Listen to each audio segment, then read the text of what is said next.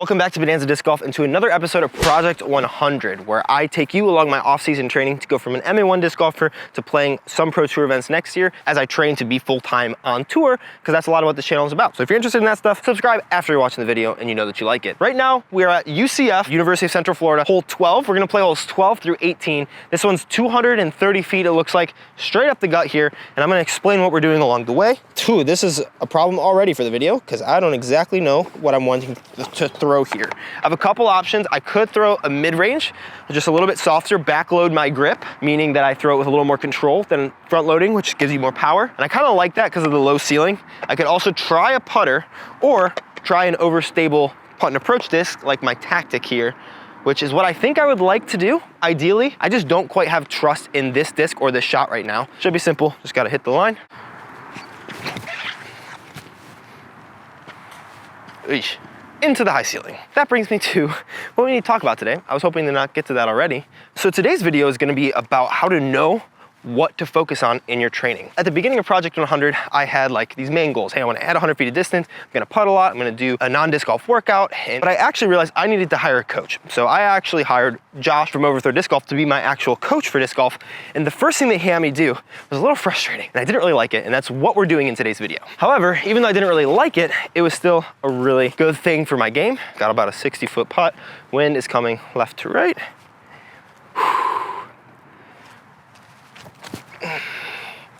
Shoot, a little short, didn't really open my hand all the way. But it's his paradigm for how to get better at disc golf, which, even though I wasn't the biggest fan of like doing it initially, 100% is something that you should do, whether it's in one round, whether that's in watching back footage that you have of yourself, or whether that's over the course of a month or so. Took a par, not the end of the world, but that's losing strokes to people who are birding this hole. And the main thing that we need to talk about is how to make sure that we're doing the right things to fix the things that are costing us strokes. So if I'm gonna be honest, my very first coaching session that I paid for with Josh, I thought was gonna be like us creating a plan together, but also a little bit looking at my backhand form, because I'm like, that's the main thing I need to work on. I need to get distance, I need to work on my backhand form.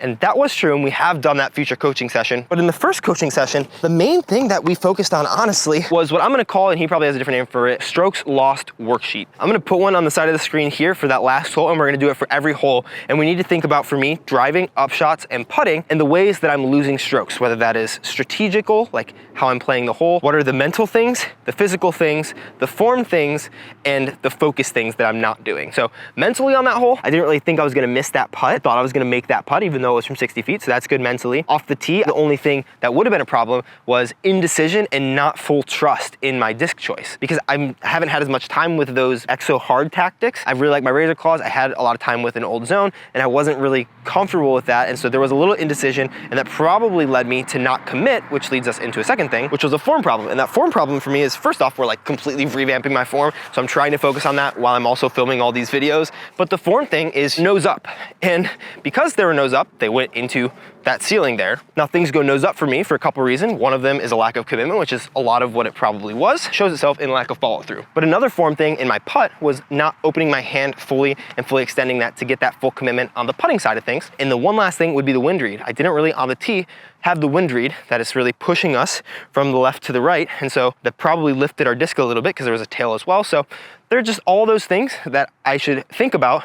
And if I noticed that during a round, this could be a very long round. And it was a little bit frustrating the first time I did it, because I kept realizing, I'm doing this wrong, I'm doing this wrong, I'm doing this wrong. And you're really focusing on those things that you're doing wrong. But you're gonna notice over these 7 holes that we're playing, and if you do it over a full round, and even just take inventory every 2 holes, it's gonna be massive in showing you the ways that you're potentially losing strokes to the field. And for me, on a course like this, where everything pretty much is a par 3, I feel like I should be able to get all 18 of these holes. So if I don't get a birdie, or even if I do get a birdie, but it's either with a good putt or with a lucky kick or something, I need to figure out the ways that I could be losing strokes. So we're gonna move on to our second hole here. Oh, this is hole 15. Where is hole 13? Over there. The basket's way down there. I think I'm probably gonna throw a Flippier Grace, one of my Flippier discs that I have in here, this red one. Make sure that I put it on some hyzer just to flip it up through this gap so that it rides straight and doesn't go into the woods, or it doesn't go into the left. Something I did bad last hole was a wind read, so I wanna make sure that I get this pretty solid headwind. So it should actually help to keep it turned over, because we are not aimed in the best direction off this tee pad, but we should be able to still have a good shot.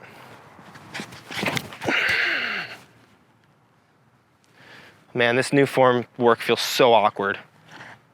I tried to do it there. It probably looks so ugly. Josh, I hope you're not watching this video, dude. Good shot though. Overall, that's what I wanted from that shot. Maybe pushing a little further, but I'm really not focusing on crazy speed or distance there. I'm just trying to get it out into the middle. The only notes I would have is continue working on my form, which I already know and I'm planning on doing, because I maybe hit my chest a little bit, just didn't feel very comfortable because I've been really focusing on slowly trying to integrate the form, and that was my first distance-ish shot. And I didn't want to revert to my old ways, and I know I can get 400 feet with my old ways, but I don't want to try to get that. I just want to play simple.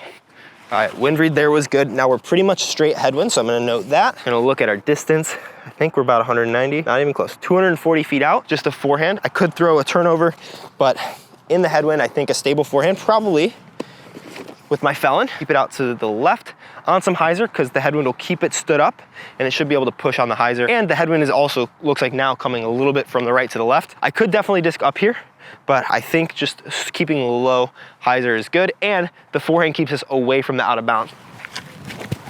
Oh, baby.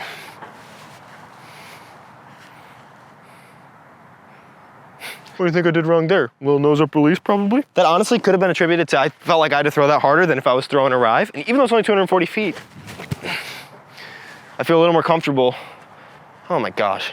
I think twofold there. One, I could just say nose up, but why was it nose up? And it was nose up because I felt like I had to rip it. And because of that, I didn't even follow through with my hips as well as I could have. It's so fun to realize why you're bad at disc golf. So this is interesting. We have OB right behind the basket. My putt feels good, but I know that there's a tail, which could drop the putt. I could run it, but I think the safe play and the smart play to not lose strokes here underneath the basket, take a really easy par, because I think my putt's good, so I'm gonna go for it real fast.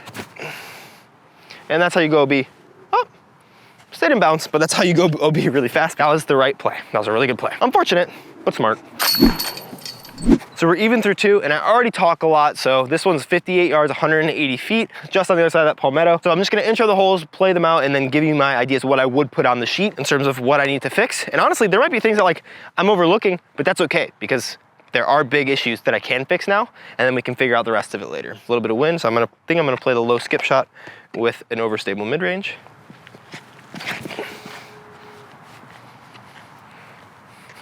No notes, it's parked.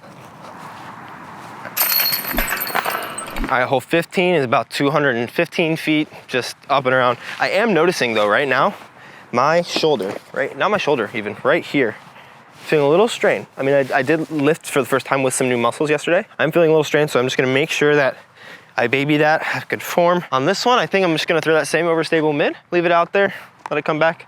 Could be Razor Claw 3, but I've actually been appreciating this one more.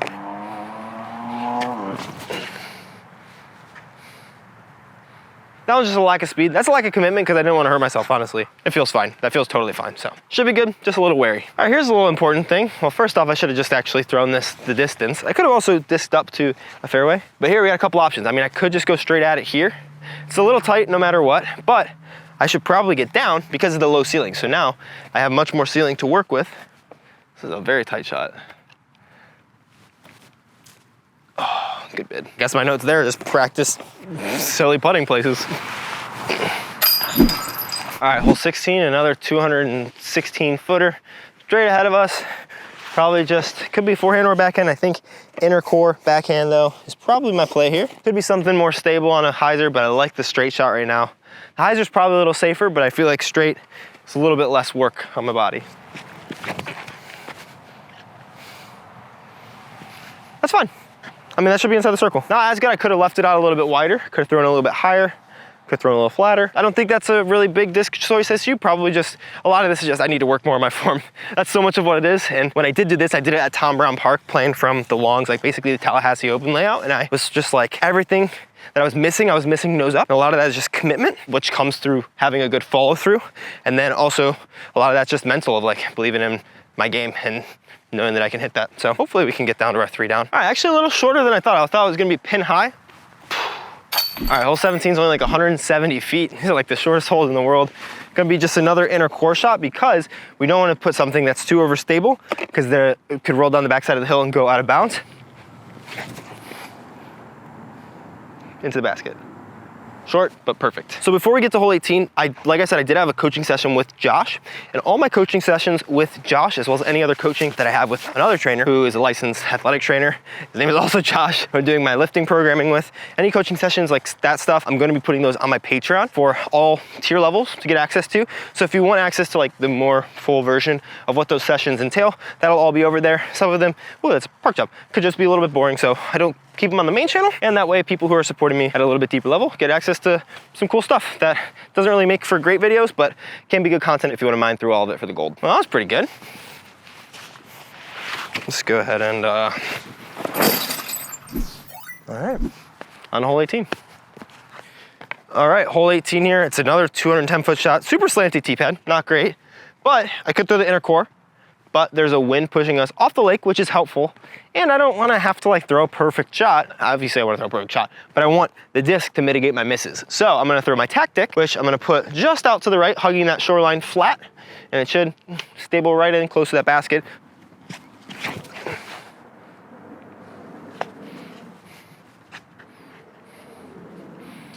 Not the most ideal shot, honestly a little bit short. I think just putting everything on a little bit more hyzer right now is causing that. So maybe I should have dissed up to my just like straight mid.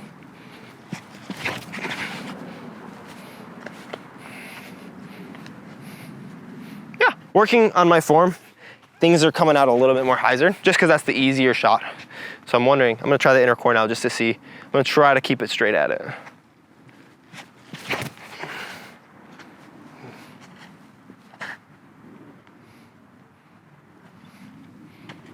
I'd say that's pretty straight at it. I thought I was gonna went in for a second. All right, one last putt to get us 4 down. That one, you wanna guess? Not extending my hand, not committing. I have commitment issues, I guess, guys. Sad day for my wife, who I've been married to for 4 years. I guess I just got commitment issues. But there is a next logical question as to like, why am I not committing on my forehand and backhand?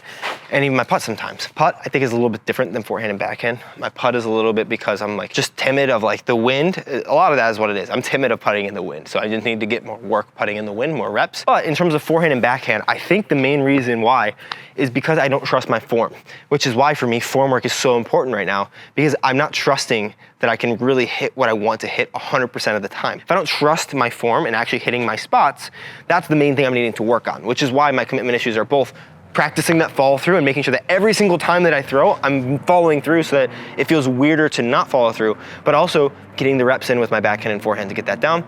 Those videos will be coming soon, but if you want to check out a video about how I feel like I fixed the majority of my main forehand problems, check it out right up here. I feel much more confident with it now, even though that super nose up one didn't really tell you that much. Backhand videos coming soon, workout videos coming soon. Join my Patreon if you want, subscribe to the channel. Please like the video, please. I really appreciate you guys even just watching this far and getting through all of this craziness, because this is definitely something that you should do in your game, even if it's just one round. Just go out and try it.